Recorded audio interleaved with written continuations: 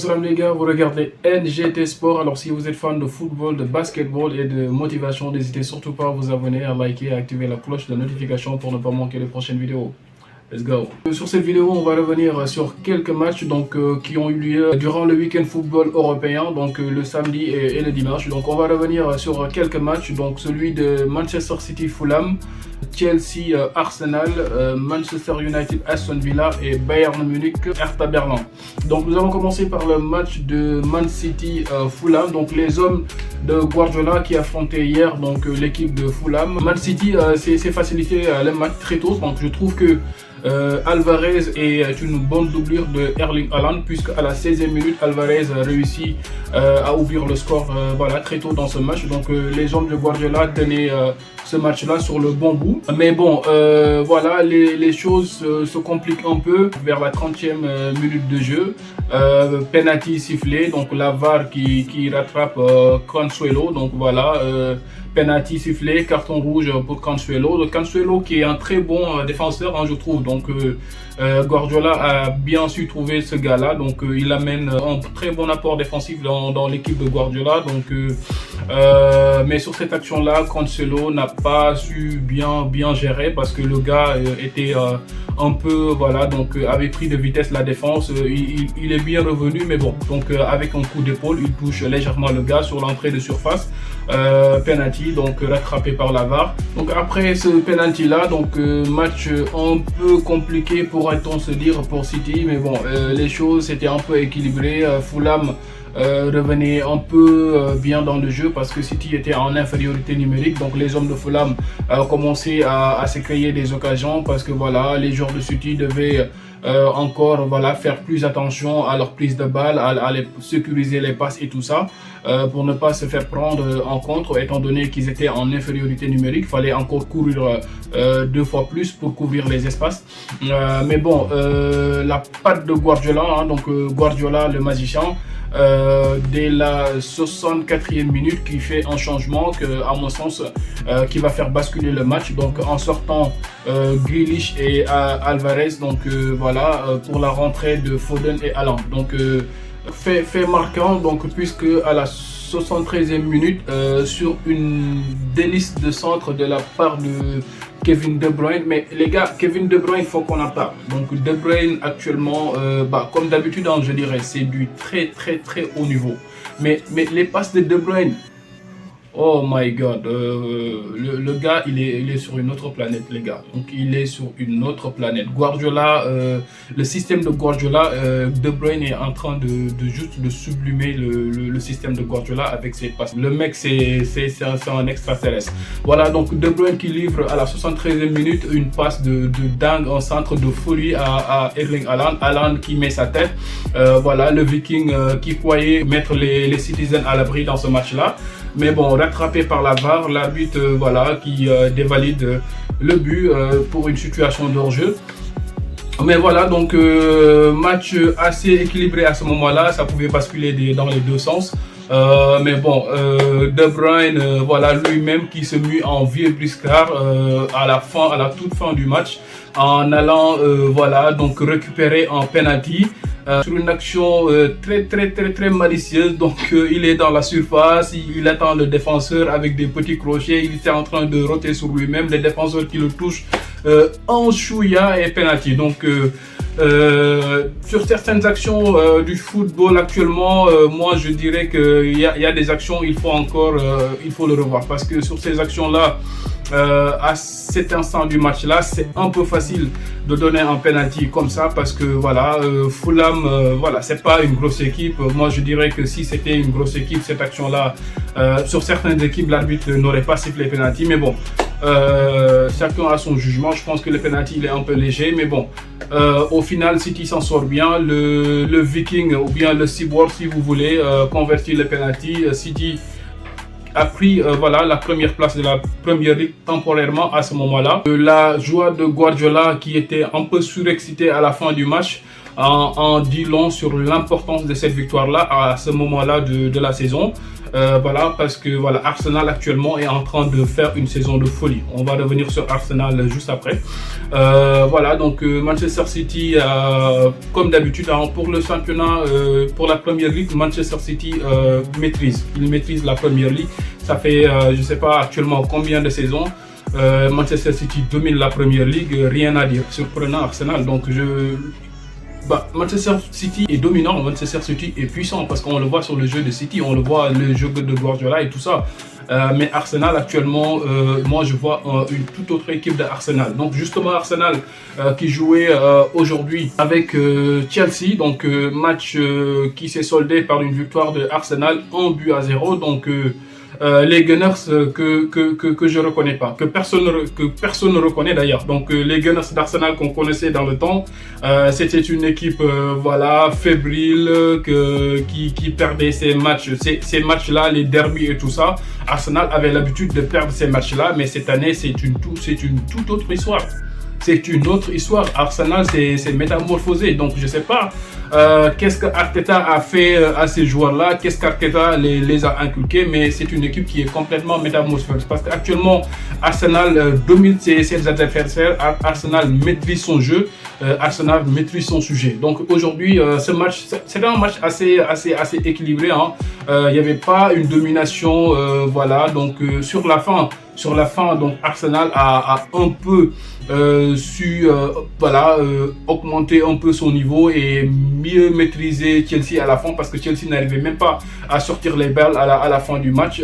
Voilà, mais bon, c'est un match qui a été assez équilibré. Arsenal a eu un peu plus d'occasions, un peu plus de tirs, mais à chaque fois les tirs n'étaient pas aussi nets que ça. Donc même sur le but, ça a été un but un peu chanceux, je dirais, parce que sur un corner de Saka, donc voilà, Saliba qui se loupe, Thiago Silva qui se loupe, Mendy qui a l'air de plonger dans une piscine, qui ne touche pas la balle, et Gabriel vient mettre la balle au fond. Donc Arsenal qui mène 1-0. Derrière, ils arrivent bien à gérer ce score-là, à maîtriser le match.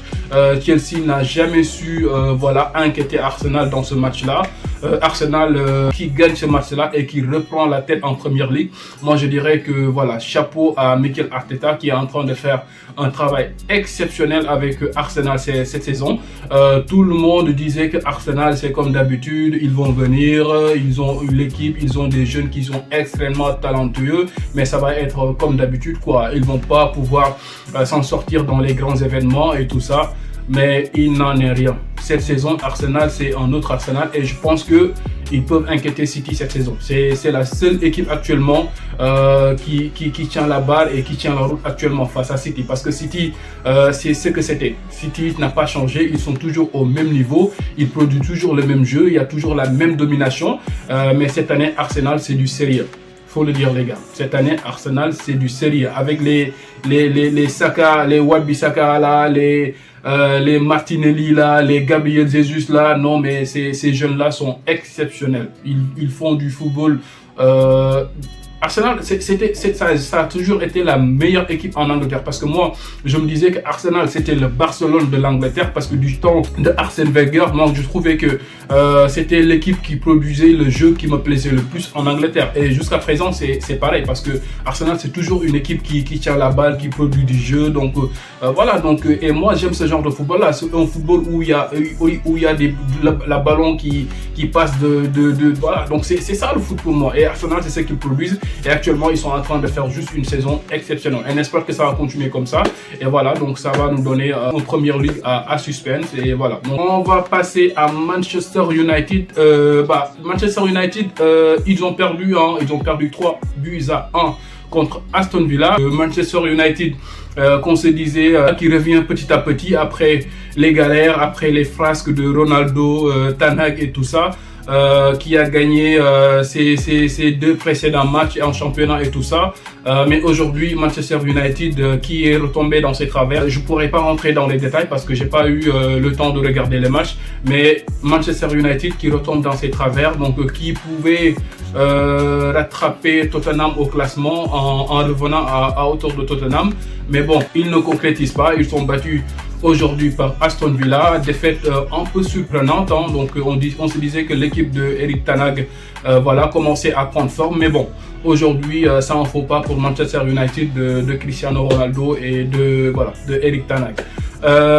On va passer au Bayern de Munich. Donc le Bayern de Munich, voilà, hier qui affrontait le Hertha Berlin, voilà, un match voilà, que les Bavarois, voilà, donc tout au début ils se sont facilité la tâche. Donc un but très tôt de la part de Jamal Musiala sur une passe de Sadio Mané. Voilà, Musiala, un jeune exceptionnel comme je le pensais, hein. Je ne sais pas si vous avez regardé ma vidéo sur le Ballon d'Or. Pour moi, Jamal Musiala, c'est lui qui méritait le trophée Copa. Donc le meilleur jeune actuellement, le Musiala, c'est du très haut niveau. Et aussi, faut qu'on en parle, hein, Choupo-Moting. Choupo-Moting qui s'est trouvé une deuxième vie. Mais actuellement, vous avez regardé les performances de Choupo-Moting, les gars. Bah, le mec, il s'est réinventé. Il s'est réinventé, Choupo-Moting. Moi, c'est un autre jour que je vois, parce que le Choupo-Moting que je connaissais, c'est pas ce Choupo-Moting-là. Choupo-Moting avant, bof. Avant, c'était bof, mais actuellement, c'est wow. Le mec, actuellement, c'est un top player, un top attaquant, faut le dire, parce qu'actuellement, Sadio Mané a été testé en pointe pour le Bayern de Munich. Les résultats n'ont pas été concluants. Et actuellement, Nagelsmann qui prend Choupo-Moting, qui le met en pointe. Et voilà, Sadio Mané ou bien Gnabry sur les côtés, ou bien Sané, voilà comment on met actuellement le point de fixation sur Choupo-Moting. Mais il est en train de jouer ce rôle-là à la perfection. Il faut le dire, il a évolué à une période, bah, c'est exceptionnel. C'est exceptionnel l'évolution de Choupo-Moting. Actuellement, sur son jeu dos au but, sur ses prises de balles, sur ses orientations, sur sa finition. Et actuellement, Choupo-Moting, il faut le dire, les gars, faut qu'on soit sérieux. Actuellement, Choupo-Moting, c'est du très lourd. Même j'ai entendu que Manchester United est en train de le demander pour un transfert.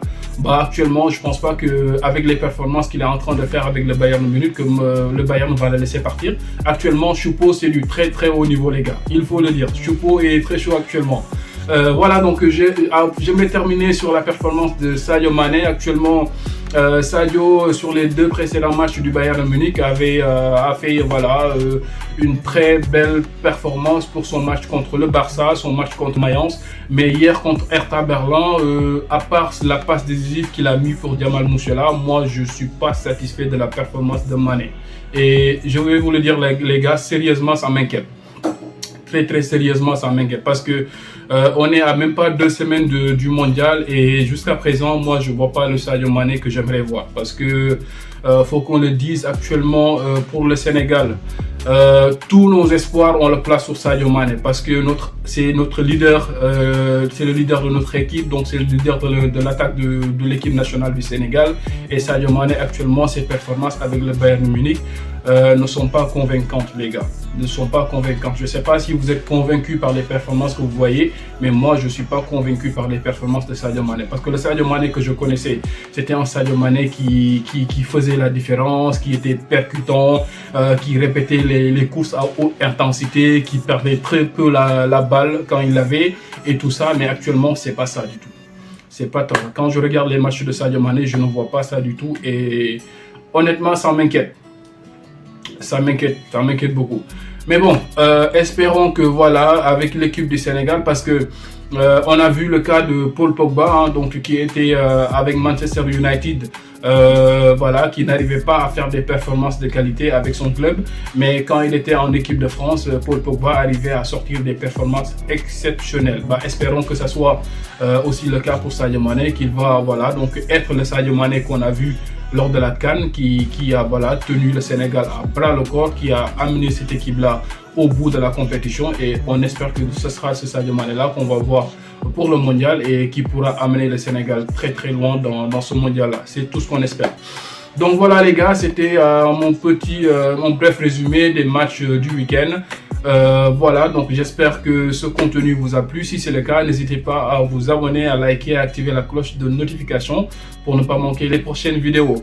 C'est NGT Sport, it's your boy Ras. I'm out.